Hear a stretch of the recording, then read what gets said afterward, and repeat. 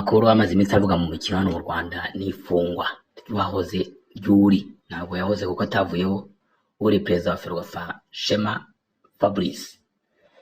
Ifungwa rye rije nyuma y'induru zimaze iminsi zivugwa hagati ye n'ikipe ya PRFC, aho bizwi neza kandi bikaba rwose nta gushidikanya ko ikipe ya PRFC ivuga ko uwo Shema atayikunda atayishyigikira.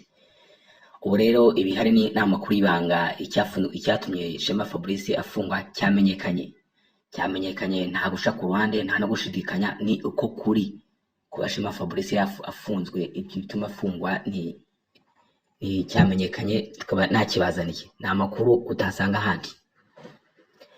Muri uko gufungwa kwe tubibutse ko kugira ngo Shema Fabrice afungwe byagaragara kwa kabiri ku itariki 11 ubwo umuntu wabitangaje wa mbere na mbere ari umunyamakuru witwa Taifa Bruno Kalisa uba muri Amerika, niwe watangaje ngo bwa mbere ubona yishimye cyane celebra abora gato ngo abyina acumugara yivuge ko inkuru nziza ibonetse. Ariko byo bikaba none bisanzwe bizwi ko uwo Fabrice atumvikana n'ikipe ya PL, iyo kipe ya PL kabifanwa no Taifa, akaba ari mu bantu ba mbere Taifa Bruno ngo breaking amakuru abavuye muri APR ndani. None bikaba bigaragara ko iyo nkuru yayivuze ari abantu ba PL bayimuhaye, kuko ni nawe muntu wa mbere ugize gutangaza abantu muri APR bigize gufungwa. N'ubungu bikaba bigaragara ko rwose iyo nkuru ko yarayitangaje ari wa mbere, kandi ubona ari umuntu wishimye cyane byane byo kwishima. Bigaragara ko n'ubundi Taifa iyo nkuru yarazikuye mu ikipe ya PL imbere, kuko aho ari muri Amerika none birumvikana ko ari abantu muri APR bayimuhaye, kandi kizwi cyo nuko atari abantu bo muri Bama. Iyo nkuru yayihaye n'abantu bo muri APR. Ureo Bruno Taifa uruhande rwe yavuga ko uwo perezida wa Ferwafa Shema Fabrice yasindwa ngana amafaranga ngo yanyereje muri Ferwafa ku miliyoni ngo 800 niko yavugaga. Izo no umuntu uruhande rumwe. Urundi ruhande ni witwa Sam Karenzi, n'umunyamakuru bisanzwe bizwi ko ashyigikiye cyane Shema Fabrice, ndetse akaba muri nyuma amushyigikiye mu byo akora byose no mu byo avuga byose, akaba ari umuntu we. Ibyo ngubyo we akaba yaratangaje ko Shema Fabrice bigaragara ko aragagamba bamukoreye, kuko n'ubundi n'ubusanzwe muri komite nyobozi ya Ferwafa iyo bita komite executive cyangwa se executive committee excom ye harimo ibice bibiri, akaba afite abamuri inyuma bake n'abandi bari inyuma ya vice perezida we w'umugore witwa Corodete. Bakaba ari mu bice bibiri, ariko bikaba bivuga ko n'ubundi harimo mu vice perezida wa kabiri ushinzwe tekinike yitwa Richard, we umeze nk'arebera ku ruhande, kuko bitubutse ko Richard n'ubundi ari muri komite icyuye igihe, akaba ari umuntu ari muri komite icyuye igihe n'ubundi ari vice perezida n'ubwo akaba yaragarutsemo. Bikaba bigaragara ko ngo abacungira hafi bitagenda neza kandi bitangaza. Ibyo tubyorere rero, ibyo ni bivuga byabo bose, kuko umva muri Rwanda muri umupira mu Rwanda usanga tuzi ko harimo ibintu by'amatiku n'inzangano zihoraho zamunyumvishirize kugambanirana bitajya bishira muri uyu mupira w'amaguru, aho bamwe baba bahega abandi bacyakubagereka amakosa bashaka kubahimbira ibyaha. Akaba ari n'amakuru kandi tuba tuzi ko mu mupira w'amaguru hano kugira ngo uze kuyobora Ferwafa byanze bikunze bayemejwe n'ubuyobozi bw'igihugu. Ubuyobozi bw'igihugu tuvuga ni abasirikare ni ishyaka rya FPR riyobora u Rwanda, ko ntabwo ushobora kuvuga ngo uridombokirize kuyobora Ferwafa rwose batagwaye go ahead. Iyo go ahead itangwa na Ministeri ya Siporo bikorana n'umuryango wa FPR Inkotanyi Bunyamanga bukuru bwayo, kuko aribo bagena n'ubundi abayobozi benshi b'igihugu nibo bagenerwa, cyangwa se ukaba wagenwe n'abasirikare, kuko mu myaka ishize tuzi ko umupira w'amaguru wayoborwaga n'abasirikare, muri make wayoborwaga na Minadef. Uvuze Minadef abumva kavuze APR FC. Byamaze tubutse ko nka nyuma ya Jenoside wayoboye umupira w'amaguru igihe kirekire cyane witwa Siza Kayizari, yayoboye imyaka 12. Bigezeho avaho haza witwa Kazura General bose n'aba general. Kazura yayoboye imyaka 5 abavuyeho, haza Bega yayoboye imyaka 2 ababaye amatora, nibwo yahise hatanya kuza abasivili. Umusivili witwa Dogore niwe umusivili umaze kuyobora Ferwafa imyaka myinshi, kuko yayoboye imyaka 4 yose yatorewe arayirangiza, ariko nawe agiye kwiyamaza ku buryo bukurikiyeho baramubuza. Naho ni yamaze gukoberezwa ko yabujijwe nakiko ngo ko yisha amategeko, ibintu nk'ibyo nabo bavuyeho. Abaje witwa nanone umusirikare Sekamana arayobora imyaka agiye kurangiza manda ye neza, nawe areguzwa bizira ko yasuzuguye aba ministre wa sport na PSV abita ngo n'abana, nawe ubwo abavuyeho. Kubera ko yari umusirikare utavugirwamo umudemo, bariko wari kimara kuva mu gisirikare ko Brigadier General kutajyuvugwamo wewe wana w'igitsure kibi cyane utajyuseka uravugira ku munsi w'iryi. Agiye kurangiza manda nawe abaregujwe ubwo babisubiye bya byo kweguza byo kutangiza manda. Nyuma nibwo yasazaho witwa Olivier aza abanyamupira bose bavuga ko habonetse igisubizo umuntu w'umunyamupira we bazanye usanzwe ayobora umupira w'umukire utaje kwiba muri Ferwafa. Nta myaka 2 yamazeho yahawe ESG batumvikana, induru ziravuka, imirira gurumane mu ruraka, Ferwafa hasi hejuru gatebe gatoke amabati arasakamburuka, induru ziravuga, ibisasu biraturagurika. Olivier nawe avuyeho yahise amera nk'urahunze igihugu kugeza ubu ngo ntigize nyagaruka no mu Rwanda bira muri Canada. Nyuma ya Olivier ahita ajyaho Munyentwara Alphonse usanzwe yasugize kuba gavana, akaba aba no mu nzego z'ibanze, yabaye muri RGB sinzi n'ibindi binakora muri leta. Araza ayoboye abana muri Ferwafa agafaranga gafatika, ashaka kunya ngo atsimbarare ku buyobozi. Yavuyemo nabi cyane, yirukanwe nawe genda mu mupira wamwirukana gutazagaruka. Ejo ndaba amatora nyine nyuma ye nibwo haje uyu nguyu Shema Fabrice twumva ko ari umuntu w'umukire ngo ufite amamiliyoni ngo 40 ingahe, twese niko tuzi umuntu ngo muri yasi kigana wakiza amamiliyoni n'amamiliyoni, mbese umva nta kibazo uzavuga ko amafaranga ngo FIFA yamugeneye ko atazagera yafata ngo kubera ko akize cyane atakeneye azajya ayafashisha ngo mu guteza imbere umupira w'amaguru warayoboye. Nta n'umwaka wari warashira akimaze amezi 11 yonyine, nta mwaka wari wanashira. None Ngori yamufashe bavuga ngo yatanze sheke itazigamiwe. Tukubaza sheke itazigamiwe mu ufite ngo za miliyari 70 z'amanyarwanda, niba yatanze sheke ya miliyari 100 rero ntawe ubizi. Ikizwi ko gusa nuko Libe ivuga ko yamufunze kubera ko yatanze sheke itazigamiwe, kandi mu Rwanda twatuzi ko ari icyaha gikomeye cyane. Ibyo nibivuyeho, ibyo nibyo bivugwa. Rero ko akaba habonetse izo mpande ebyiri, bamwe bavuga ko amafaranga ya Ferwafa Fazira yanyereje afatanyije n'abandi bafatanya bikorwa we, abandi bakavuga ko batari ibyo ahubwo azira PFC ko kuri manda ya PFC yigiraga umwana uvura umuyaga kwangizwa undi, we yaje akabikuraho akavuga ko APR igomba gufatwa n'andi makipe. Ariko ibyo birazwi ko APR n'ubundi ari muteteri, ari ikipe ishaka ko bayifata neza kurusha andi makipe yose. Ikipe yumva ko yiba andi makipe ariko ikabumva ko itarenganwa, kandi kurenganwa n'ibintu bibaho, abasifuzi barenganya amakipe bagabihanirwa. Ariko APR ikabumva ko ari Ferwafa yagambaniye, bityo umuyobozi wayo bakaba baramugiriye icyamba bikavuga ko ari we yamugambaniye. Ibyo ngibyo ni ibivugwa kubera ko nibigaragarira amaso biragaragara ko APR itakiri kwibere nk'uko yabyahoze. Rero ibyo ngibyo biramutse bibaye abayobozi bayo ntabwo bakwihanganira. Urumva ko ari izo mpande ebyiri zivuga ko ari cyo Shema Fabrice yabarazize. Rero tugiye muri realite ibi hari icyo Shema Fabrice yazize. Shema Fabrice ntabwo ari umugabo w'umukene, ashobora kuba ari umukene nk'uko ashobora kuba ari n'umushumba uragiriye abakire bandi bahanyira umutungo w'igihugu. Ibyo ni ntawe ubizi. Tumva buri abantu bose bakize ngo ngurango n'umushumba garagire kana karagereje nayo nakaragereje nayo naka. Ibyo nawe ubizi. Ikizwi cyo gusa nuko nta muntu ushobora kuza gushingwa kuyobora Ferwafa atari umuntu usanzwe wemerwa mu gihugu, atari umuntu usanzwe ufite agaciro mu gihugu. Ikindi twagiye kubaga kandi Shema Fabrice bivuga ko yabarazize mu gihe cy'igikombe cy'isi. Shema Fabrice yagiye kureba imikino y'igikombe cy'isi nka perezida wa federation zigize FIFA, akaba ari perezida wa Ferwafa agiye nk'abandi bose ku mukino wari wahuje Congo n'ikipe ya Portugal yari ariyo, aho perezida wa Congo Tshisekedi Felix Faci Beto yasereburaga n'abafana be, yari hejuru muri tribune abyinana nabo hasi bamwishimiye. Shema Fabrice wari yicaye mu gihe ahantu hatarengeje metero 10 zaho Tshisekedi yari yicaye, nawe yagaragaye na telefone mu gufotora, nawe yishimiye cyane abyina. Ibyo rero mu Rwanda uko tubizi bikaba byaragaragaye nk'icyaha ko abafana bamwe APR bayimushinja ngo yagiye abyinana n'umwanzi w'u Rwanda, nubwo bamwe batabibona gutyo kuko yari yishimiye ko ikipe ya Afrika ingageje na Portugal nk'umuntu wari mu kibuga kandi wishimiye nk'umuntu wese. Ariko ibyo bitavuga ko ariko ibyo na bamwe niko babibona, abandi bakabibona ko hata ibyo ari icyaha kibi cyane kujya kwishimana na Tshisekedi n'umwanzi w'u Rwanda, umwishimana ku intsinzi ye ukajya mugabiserebura, kuko yari rwose video nk'uko muyibona murebe ko ako gace ka video nk'uko mubibona murabibona neza ko rwose yari yishimye neza, arimo kubyinana nabo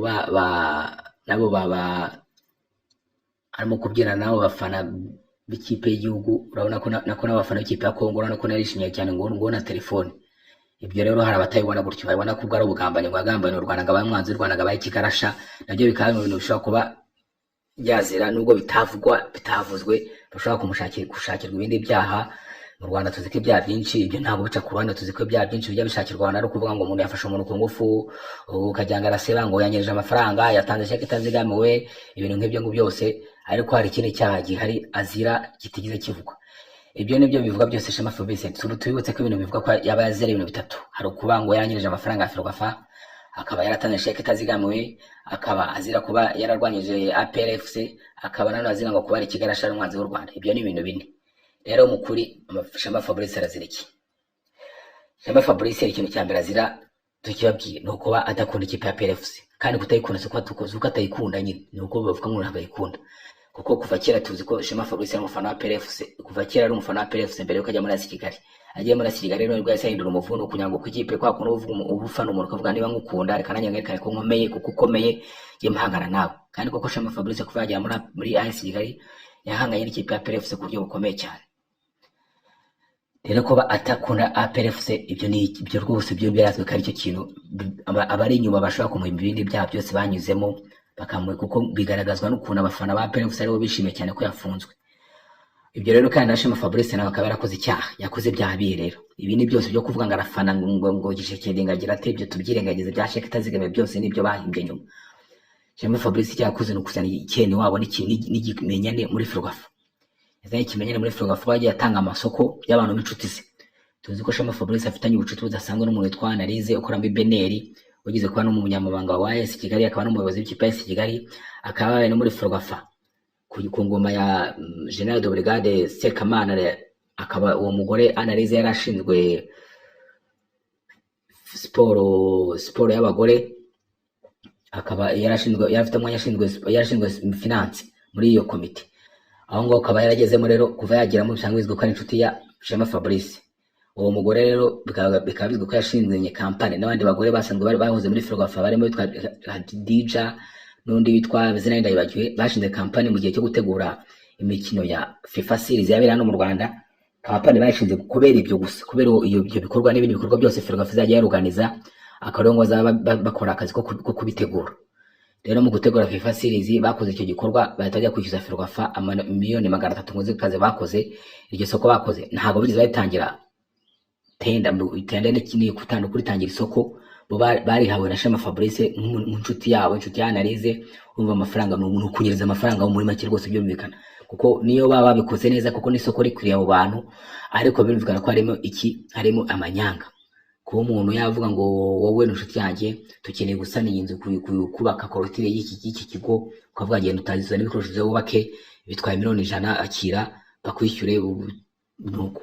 Ibyo ngibyo ntabwo habitemewe, ugomba gutanga isoko mugapiganwa n'abandi bose. Ibyo ni ibintu bya mbere akoze. Iyo kampani ngo kabari iteguye kuzajya ikora ikora ibirori byose Ferwafa yateguye ari izajya bikora, kandi ikigaragara cyo nuko iyo kampani ibyo bintu yabihawe nta soko batanze, akaba nyine ari inshuti za Shema Fabrice. Ibyo ngibyo ni icyaha Shema Fabrice yakoze.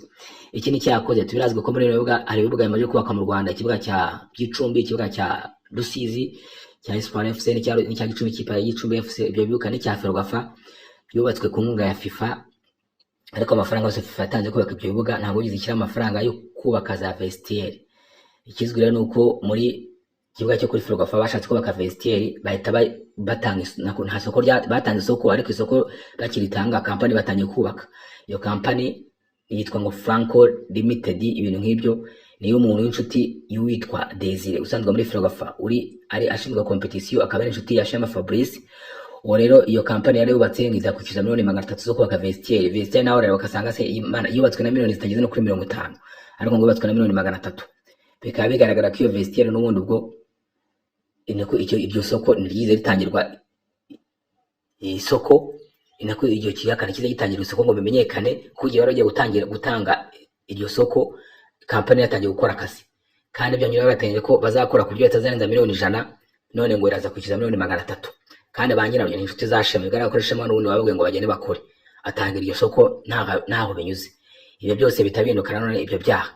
Ayo mafaranga Shema ashobora no kutavuga ngo azayarya mu ashyire mu mufuka we nk'umuntu uvuga ngo n'umukire, ariko kuba ayo makosa y'amafoto akora, kuko Ferwafa ni ikigo gifite amafaranga atagira ameze nk'atagira gikontorora. Amafaranga ari aho menshi cyane, ushoboye kurya ubundi ugiye muri Ferwafa ukavamo nta mafaranga uriye, waba uri inyangamugayo yayindi yujuje ibyangombwa, kuko rwose muri Ferwafa amafaranga abamo indangare, umuntu babandi bose b'incukure b'inhebebe, amafaranga bamwe mu kuyarya. Ikindi kizwi ni ukuntu nanone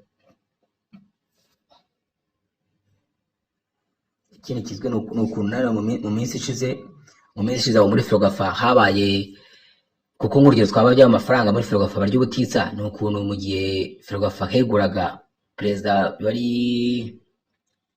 yareguye ninde, ni Olivier, hahise hajyaho komite yari yobowe na Marcel Matiko, icyo gihe visi perezida we ahita aguma aziba icyuho cy'amezi 3 kugira ngo ategure amatora mashya. Ayo matora yaje gushyiraho Munyentwari Alphonse. Muri icyo gihe cy'amezi 3 hariho perezida w'inzibacyuho. Ferwafa, abakozi ba Ferwafa bose bahise biyongeza imishahara, bahembwa ukwezi kwa 13, bahambwa ngo duhimbaza umunsi ngo kuba ngo baravunitse, mbese amafaranga uko amafaranga yari nyine bahita babona icyo bayakoresha, kuko nta gikontora cyari kihari. Nyumubwira ngo muri Ferwafa amafaranga bamwe uhaye abayobozi bayoboramo bareka gusa bagatuza bakarekera ukibyirengagiza. Nakubwiza kuri amafaranga aba hari ahantu, amafaranga bamwe hari ahantu wajya konokora bamwe baguze na za jet privé, bakajya baza mu kazi baturutse niba atakimironko akazajya aturuka Kimironko ateze indege zo kukazi gukorera Remera, kubera ko amafaranga bamwe hariya ni menshi kandi abameze nk'atagira gikontora. Niyo mpamvu umuntu ujyamo wese iyo nta bamwihoreye bahita bakora amakosa, menshi y'amafuti yo kwiba ayo mafaranga ari kunyeza amafaranga. Rero kugira ngo ibyo bibyirinde, RIB na polisi na leta bagomba kubuza ijisho kugira ngo amanyanga atabaho. Ibyo byarabaye rero Shema, ubwo burangare bwo ushobora gusanga nta mafaranga yariye, ariko ubwo burangare yakoze kuko abo bantu ngo nishuze ngo nabo baryeho, bikaba ari byo bimukozeho. Ubu tubabwira rero Shema afungiye kuri station ya polisi ya Remera, aho wategeze kuzabura ngo ko iyi kirego cyene cyashyikirizwa inkiko aracyafungwa by'agateganyo. Yishyirizwa inkiko tuzamenye yaregwa, ariko ubundi byazira n'ibyo ngibyo, ibyo azira n'ayo makosa yakoze, ariko ubundi akaba yururiye kuba yarangaga peri, kuba yaragiye gushyigikira Tshisekedi, yarabyinanye nawe. Ibyumva ibyo ntabwo aberega umuntu ngo ubone ko ubimurega ngo urege umuntu ngo yabyinanye ngo n'umwanzi wawe urabyihorera, ariko ukamurwara inzika. Kuba yanga peri nabyo barayibonye babirwana inzika, sasa bamuburira kuri ayo makosa yakoze. Ubundi ukuri nuko Shema iki kosa yakoze no kuba yanga pe adashyigikira peri mu mafuti yayo, kuko peri ikora amakosa menshi b'amakipe hano mu Rwanda. Birazwe ko peri bitwara ibikombe ariko by'amakipe, kandi Shema nanone akaba yaragiye mu gikombe cy'isi icyo gihe agabyina na Tshisekedi, ubona ko yishimiye cyane na telefone na kamera yiwe na yishimiye Tshisekedi. Ibyo ni amakosa yakoze. Ayo makosa rero nta cyaha wabona umurega, ntabwo wajya kuvuga ngo ugiye muri RIB gufunga umuntu ngo yabyinanye na Tshisekedi, icyo nta cyaha kirimo. Ntabwo wajya kureka umuntu ngo ngo yango nagashyikira peri mu makosa ikora, icyo nta cyaha kirimo.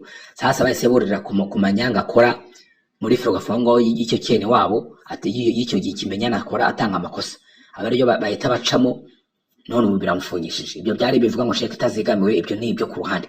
Yituma RIB bivuga kuri nuko tuzi ko muri Ferwafa, kubera ko Ferwafa imaze igihe ihinduranya abaperezida buri gihe, buri myaka 2 abaje umuperezida mushya, byabaye ikibazo ku buryo FIFA yabigizemo ikibazo. FIFA nayo ikira Ferwafa, FIFA yashyize Ferwafa muri cyo yashyize u Rwanda ku liste itukura, liste y'ibihugu bigomba gucungirwa hafi, nibireba nabe abayobozi bazakurwaho ubwo n'umupira ugahagarikwa ugahabwa ibihano, kubera ko bahora bahindagura abayobozi. Biba bigaragara ko ubuyobozi bwa leta bwivanga mu mupira w'amaguru. Kugira ngo rero leta y'u Rwanda cyangwa se polisi cyangwa ministeri ibyo byaha babyirinde bya FIFA, bakoze ku buryo batamurega ibintu byo mu mupira, kuko bavuze ngo ajana n'aba amafaranga ya FIFA yavuga ati nikayo tubyikurikirana mwe nk'umubizaho umuti, ugasanga yabaye cya kibazo cy'uko abantu bivanga mu mupira. Rero barakoze kugira ngo ibyo ngibyo tubyirinde, reka tuvuge ko yatanze sheke itazigamuye, tumushinje ibyaha biri hanze y'umupira. Ibyo byaha biri hanze y'umupira no kuba ngo atanze sheke itazigamuye ngo ubucuruzi bwe akora bwa bundi atanga ngo gutanga imiti ya binakora ngo byitwa ngo medical supply, African medical supply, ibintu byo gutanga imiti akora, bivuga ko atanze sheke itazigamiye, abari cyo arego. Ariko ubundi cyasindwa cyane cyambere nayo masoko atanga muri Ferwafa, amasoko adafite ibisobanuro, aho abacuti be, aho abagenzi be, aho amashumi ye, by'ubuntu by'uburangare barango bwo kwigwa gusa ngo umukire w'umutesura. Nibyo ubundi muri make bahise buriraho, babona ko ari umunyamafuti. Ariko ibyaha by'ukuri nyabyo bihishe ndani muri make n'ibyaha bigiye bifite ibyumba 3. Ibyaha by'ukuri no kuba adakunda pera atashyikira amafuti yayo, akaba yarabyinanye na Tshisekedi. Icyaha neno byo ngubyo bituma babona amakosa akora muri Ferwafa. Amakosa akora muri Ferwafa rero babona batayamurega, kuko baramutse bayamureze FIFA yabibona nabi, kuko FIFA yavuze kenshi ko ubuyobozi bw'igihugu bwivanga mu buyobozi bwa federasiyo. Bahita bamurega neno cyaba gisora kivuga ngo yatanze sheke itazigamye.